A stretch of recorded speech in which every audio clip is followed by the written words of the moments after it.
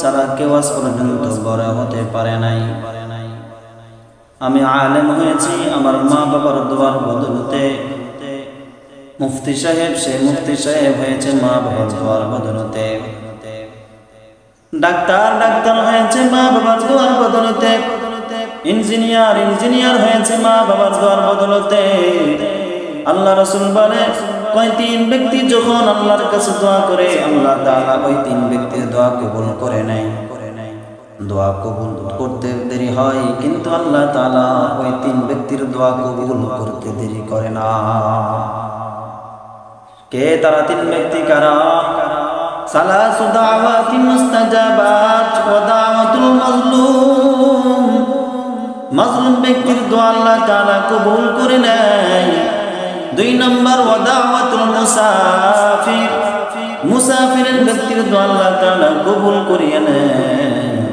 3 নম্বর হলো ওয়া দাওয়াতুল ওয়ালিদি আলা ওয়ালাদিহি, মা বাবা সন্তানের জন্য যে দোয়া করুক না কেন মা বাবার দোয়া আল্লাহ তাআলা কবুল করে নেয়। এই তিন ব্যক্তির দোয়া আল্লাহ তাআলা কবুল করে নেয়। এই জন্য মা বাবার দোয়া অনেক বেশি প্রয়োজন। বান্দা তুমি যে কাজ করো না কেন মায়ের থেকে দোয়া নাও, বাবা থেকে দোয়া নিয়ে কাজ শুরু করো, দেখবে তোমার কাজের মধ্যে কেমন জানি বরকত হবে।